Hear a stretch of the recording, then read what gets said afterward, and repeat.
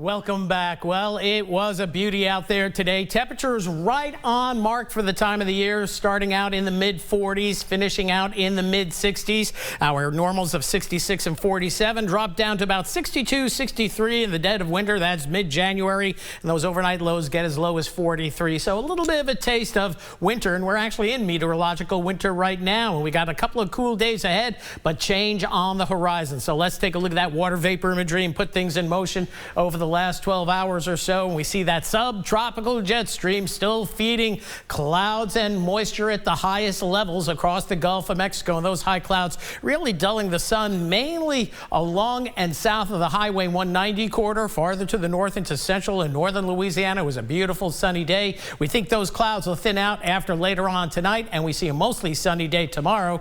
And we got another good one for Thursday. But going into Friday, change on the horizon, a whopper of a big storm system up here in the Gulf of Alaska, more energy following behind it, and an atmospheric river, all spelling trouble for the Pacific Northwest. And eventually some of the energy with the secondary systems will be moving into the central part of the U.S., and that's what's going to generate an area of low pressure and give us a chance of storms as we head into Saturday. But near term looking good locally. You can see the inclement weather already in the Pacific Northwest, and those high clouds still streaming across the area. So from time to time you might see the stars through them very barely, and then other times it's just overcast. You can't see any stars, but the farther north you go, the clearer it will be, and the cooler it will be overnight tonight. So the latest graph model thinning those clouds will go with it. Temperatures in the mid-40s, winds beginning to freshen up as a secondary ridge of high pressure moves in. That's going to set the stage for a colder night tomorrow night. Will be cooler tomorrow as well. Upper 50s, lower 60s. Will go only 61 for the high,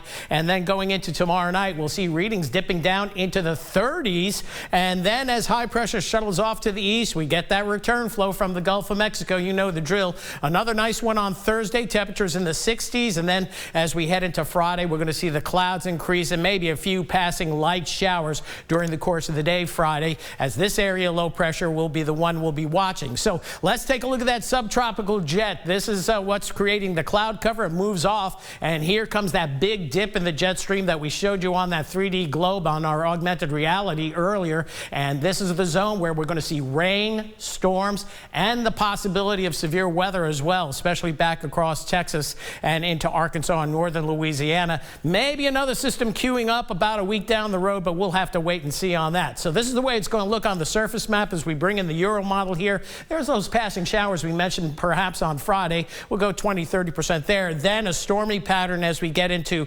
Saturday afternoon and evening. Tough call on the timing. That can change 12 hours plus or minus. Right now we're thinking Saturday afternoon and evening, but things clear out for Sunday. It'll be breezy and it'll be much cooler with highs only in the low to mid 50s and lows dipping back down perhaps into the low to mid 30s for next Monday morning. Severe weather threat per the Storm Prediction Center still has much of the area, including just about Lafayette on northwestward, in a slight risk for severe storms, and that would be all modes: hail, damaging winds, and perhaps isolated tornadoes. But I'd favor up toward the Arcla, Texas being the zone for the greatest risk of severe weather. And rainfall, tough to tell. Here's our first blush, maybe 1 to 2 inches of rain. If anything, I think it's going to be less because this system's going to be moving along. It's not going to be the big soaker that we saw late last week. So tonight, temperatures upper 30s to lower 40s north, mid 40s I-10 corridor and to the south. And then across the board, we'll have temperatures in the upper 50s to lower 60s from north to south across all of Acadiana. Tomorrow night's one we're going to have maybe the possibility of a frost across the northern parishes, so keep that in mind. 33, 34, Alexandria, Bunkie, 35 in Opelousas. We'll go 38, 39 in Lafayette, but we'll pretty much be out of the frost zone I-10 corridor on southward for sure. 45 the low tonight, so a chilly night, but right where we should be as we mentioned earlier. And then for tomorrow, again, a mostly sunny day. Those high clouds thin out. We'll touch about 61 for a high, but maybe an extra layer for tomorrow as compared to today. We had light winds in mid-60s today, so barely making low 60s tomorrow. Thursday like today after a chilly start. Few showers on Friday, potentially stormy Saturday, sharply cooler Sunday, and it stays cool going into next week with highs only in the 50s and 60s and lows staying planted mostly in the 40s. And I think that Monday morning temperature and maybe Tuesday morning temperatures will be a little bit cooler than what we have right here, right now. That's it for weather for now. We'll have more coming up right after the break.